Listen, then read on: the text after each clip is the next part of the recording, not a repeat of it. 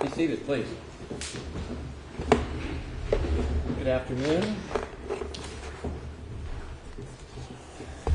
Just a housekeeping matter. Because we record these and broadcast these arguments, I will call the case, and then when the appellant approaches the podium, I'll announce the case again. That's why I'm doing it. So it doesn't seem too peculiar. The first case then this afternoon will be in re interest of Amanda C.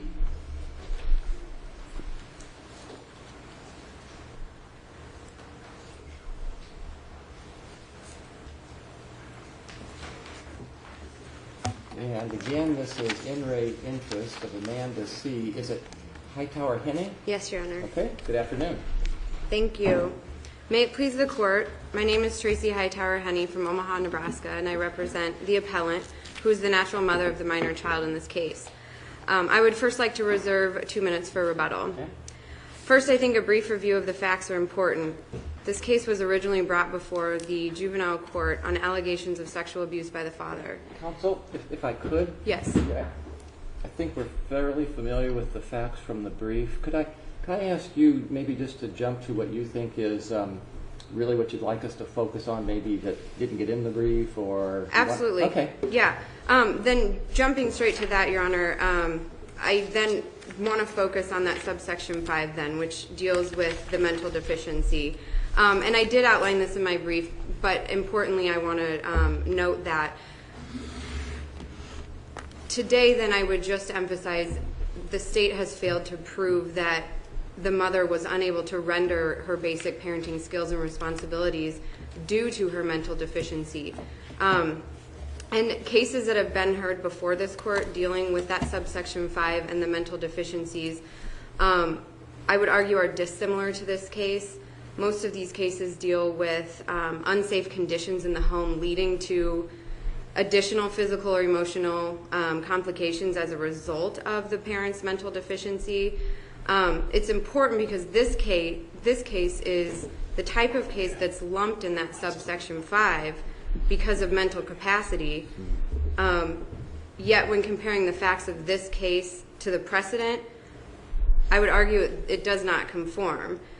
In essence, the mother has a low IQ. We get that, and we have seen that in the facts. But I think the state has failed to link that low IQ to her being an unfit parent. The testimony was very clear that she has the basic parenting skills. Her home was never deemed unsafe for her children.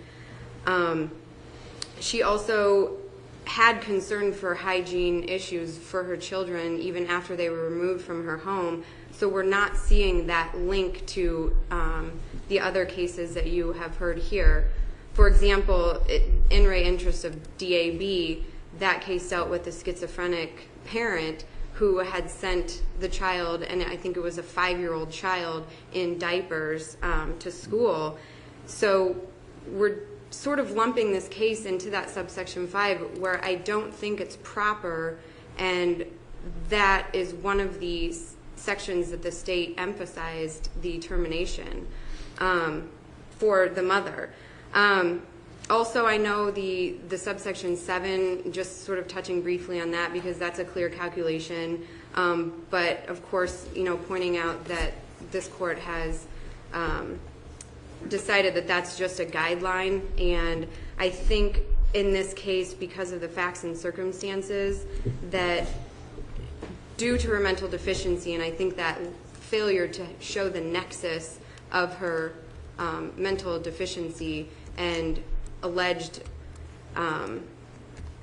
lack of inability to parent sort of puts that subsection 7 out of issue, because she showed improvement and she showed progression and she was compliant with the case plan. And this whole IQ thing, she had a 49 IQ, and then a year later they did a second IQ, and it came out to be 54. So we have that increase in IQ, even despite the things that had happened in her life, the death of her daughter, her husband being incarcerated, the divorce, and of course the termination and removal of her children. I think that goes to show that there were issues that she could have still improved on, and so considering that 15-month time frame, there's case law that shows that if there is that progression, maybe we're willing to sort of overlook that subsection 7 calculation. Well, let's assume there was some progression. What do we do with the expert testimony that says she's unlikely to ever be able to parent by herself, even though she made some steps during the case plan? Respectfully, I disagree that the testimony was clear that she was unable to parent. There was the testimony from the psychologist, the one who had done the 2 IQs. Looking at her testimony, she sort of dances around those answers about ability to parent. And in fact, she actually